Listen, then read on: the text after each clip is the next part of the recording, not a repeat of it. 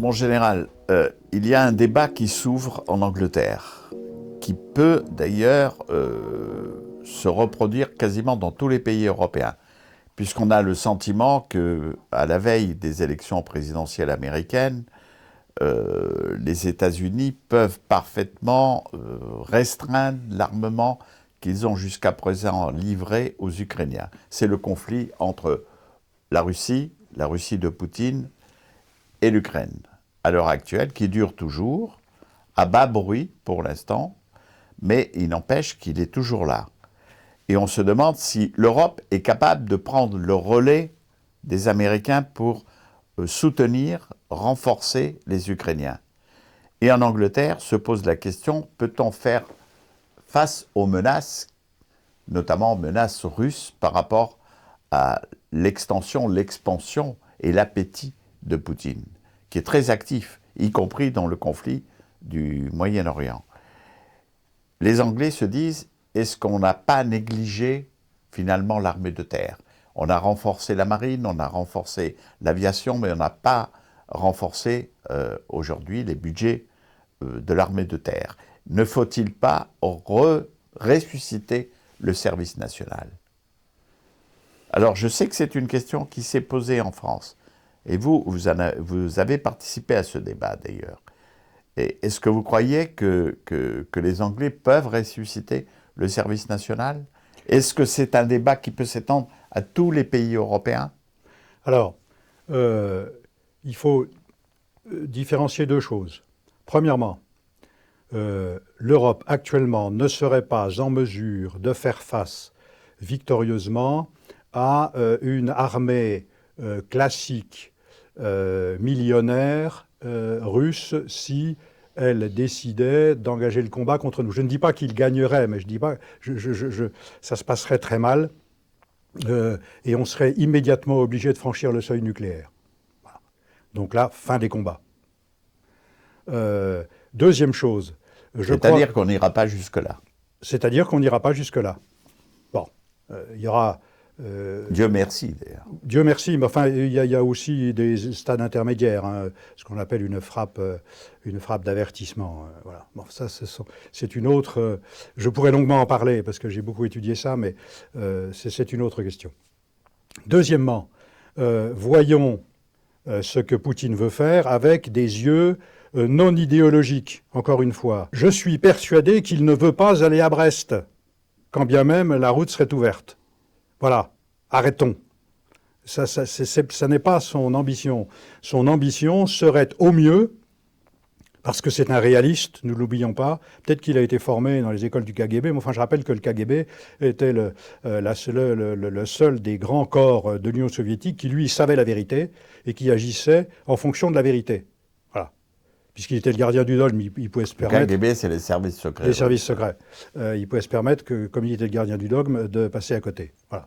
Et d'ailleurs, c'est grâce aux services secrets et aux anciens des services secrets que la Russie a réussi à revenir dans la réalité des choses, alors que l'URSS était quelque chose de fictif, enfin de puissant, ou de faussement puissant, mais de fictif. C'était un pouvoir idéologique, comme tous les pouvoirs idéologiques, il finit par s'effondrer sur lui-même. Ce qui n'est pas le cas de Poutine. Je pense que dans cette guerre qu'il s'est vu contraint de faire, mais ça nous emmènerait très loin d'approfondir la question, il ne veut pas que l'Ukraine bascule complètement dans le camp occidental, car il considère, d'ailleurs avec raison sur ce point, que l'Ukraine est la mère de la Russie. Voilà, l'Ukraine, d'ailleurs comme son nom l'indique, Ukraina, c'est une zone tampon. Et il ne veut pas que cette zone tampon, qui d'ailleurs a bougé géographiquement au cours des siècles, enfin n'oublions pas que Lviv s'appelait Lvov et s'était appelé Lemberg avant, était austro-hongroise, ensuite a été polonaise. Bon voilà, les frontières de l'Ukraine, c'est encore l'histoire. Mais oui, mais si vous n'allez pas dans l'histoire, vous ne comprendrez rien. Les frontières ont été tracées au cours des siècles. Alors, il y a des frontières plus ou moins naturelles et puis d'autres qui ne le sont pas. Trouvez-moi une frontière naturelle à l'Ukraine, à part le Dniepr. En tout cas, vers l'ouest, il n'y en a pas. Parce que ce sont les plaines. Rappelons que pour la Russie, l'Ukraine a une position géographique essentielle. c'est l'accès par le détroit des Dardanelles aux mers chaudes, c'est-à-dire Évidemment. la Méditerranée à l'Afrique. Bien sûr, Et c'est essentiel c'est absolument pour essentiel. la Russie. D'où Catherine II conquérant la Crimée sur l'Empire ottoman. La Crimée a toujours été russe, parce qu'avant d'être russe, elle était ottomane. Votre remarque est assez intéressante parce que c'est la raison pour laquelle il y a toujours une sorte de tolérance politique par rapport à la Turquie. Oui, mais d'abord, la Turquie, c'est un grand voisin. C'est une ancienne grande puissance. Vous avez dans Ce que veut ressusciter d'ailleurs Erdogan, mais Erdogan c'est-à-dire est- le retour à l'Empire ottoman. en tout état de cause, le retour à un certain panturquisme, parce qu'on l'oublie aussi. On parle turc de la Turquie d'Europe, de Thessalonique pour simplifier, parce que ce n'est pas tout à fait vrai, mais jusqu'au milieu du Taklamakan, c'est-à-dire le désert chinois de l'Ouest.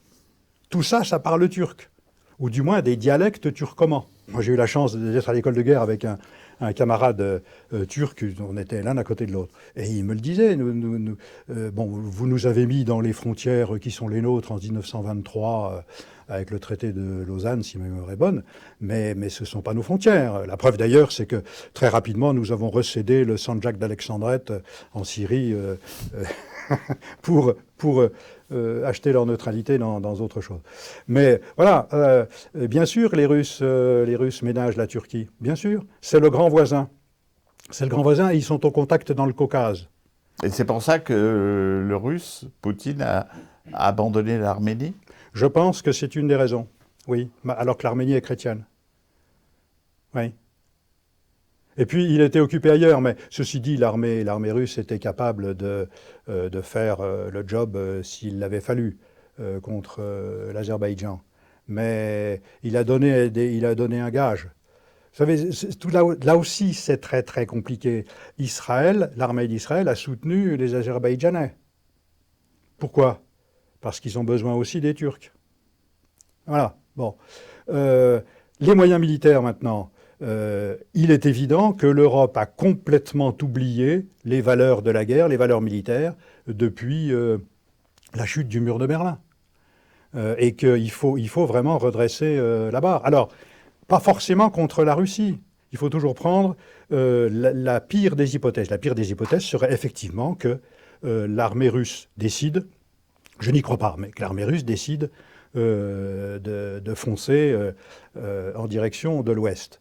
Eh bien, aujourd'hui, c'est pour ça que je parlais de seuil nucléaire, on n'est absolument pas capable de la contenir par des moyens classiques. Donc, la question du rétablissement du service militaire, parce que pour lutter contre une armée possiblement millionnaire, il faut des armées ou une armée possiblement millionnaire. Or, ce n'est pas le cas. Regardez, dans toute l'Europe occidentale, elles sont échantillonnaires. Quand vous dites millionnaire, vous parlez du nombre. Millionnaires en nombre, bien sûr. Oui. Voilà. L'armée française, qui est la seule du continent à avoir gardé l'ensemble des capacités sur ce qu'on appelle le spectre technique, mais c'est une armée bonsaï, comme le dit un de mes très chers camarades Quand de vous promotion. dites le spectre, c'est-à-dire les trois armes. Alors, non seulement les trois armées, mais surtout, dans chaque armée, la totalité des moyens se coordonnant les uns les autres pour aboutir à un effet combiné.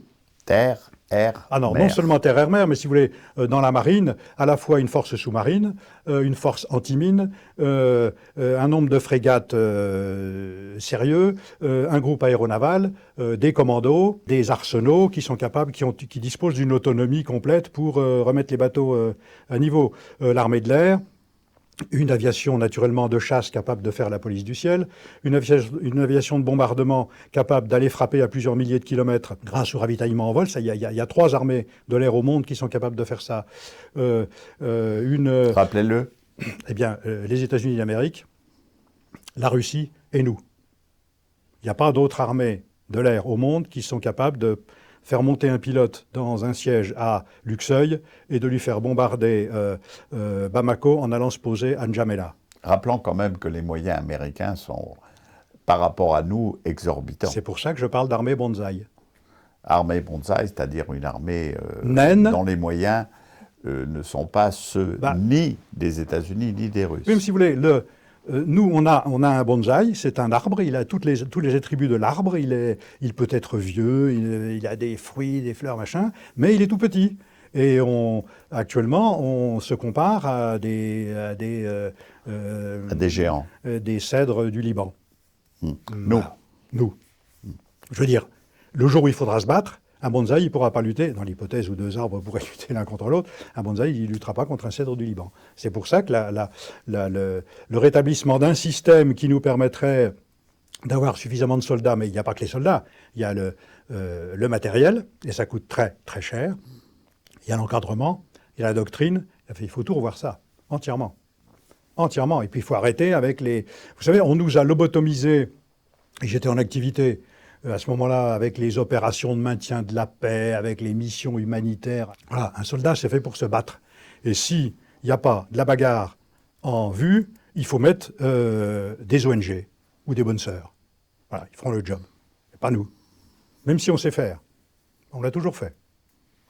Mais c'était accessoire. C'est-à-dire qu'on avait cassé l'ennemi et ensuite on s'occupait des populations. Voilà. Donc vous êtes pour un retour du service national. C'est une des excellentes traditions que nous a amené la République. Parce que la monarchie a toujours agi avec des armées professionnelles, pour des tas de raisons d'ailleurs. Je crois que c'est un des facteurs importants qui permettent de sanctionner au sens positif, et renforcer le sentiment national. Mais quand je vois le délitement du dit sentiment national en France, et vous parliez de la Grande-Bretagne, c'est la même chose. Je ne parle pas de l'Allemagne qui est complètement énuclée par des lois et des... Vous savez, dès que vous donnez un ordre, c'est considéré comme un retour au nazisme. Et je ne parle pas des Hollandais ou des Belges qui sont complètement... Alors, il n'y a plus rien, quoi. Je veux dire, bon. Je suis très inquiet parce que j'ai entendu dire qu'il faudrait penser à rétablir un service national et militaire pour rétablir ou augmenter la cohésion nationale chez nous. Et je m'inscris en faux. On ne fait pas un service militaire pour rétablir la cohésion nationale, on fait un service militaire parce qu'il y a de la cohésion nationale en vue de défendre sa patrie ou défendre les intérêts de sa patrie, que ce soit sur le sol de la patrie ou que ce soit à l'extérieur. Ces conditions ne sont pas réunies. Vous imaginez, on va dire, les mêmes émeutiers des banlieues de l'été dernier, on va leur dire, bah, maintenant tu vas endosser l'uniforme d'un pays que tu détestes, que tu as vomi pour le défendre. Il dira, non mais ça va pas. Et c'est là où on a un problème qui est très difficile à résoudre. Les Anglais ont le même. Et les Anglais ont un très grand défaut. L'armée de terre a toujours été pour eux, je ne dis pas la variable d'ajustement, mais la troisième armée, celle dont on parle peu. Pourquoi ? Pour une raison évidente. La menace mortelle à laquelle s'est toujours heurtée dans l'histoire la Grande-Bretagne, c'est la mer. Si je ne maîtrise pas la mer, je crève de faim, parce que leur pays est pauvre. Donc c'est la Royal Navy qui a été qui a eu la priorité. Ensuite, ça a été l'armée de l'air quand on a inventé l'armée de l'air, et l'armée de terre était en troisième position, parce que c'était une force expéditionnaire. Le reste. Hein. Et elle le reste. Et d'ailleurs, il leur manque 3500 hommes, aujourd'hui, et qu'ils n'arrivent pas à recruter. Deuxième chose, la France a toujours mis l'accent, à mon avis à tort, sur son armée de terre, enfin à tort, parce que la menace mortelle est toujours venue de la terre. Et du coup, donc, elle a négligé ses forces maritimes, ce qui est une erreur gravissime. Mais on peut le comprendre, quand il y a des choix à faire, je fais face à la menace principale, il faut choisir. Merci, mon général. De toute façon, malheureusement, aussi bien sur le front de l'Ukraine que sur le front moyen-oriental, on aura encore pas mal de choses à dire. Je le crains.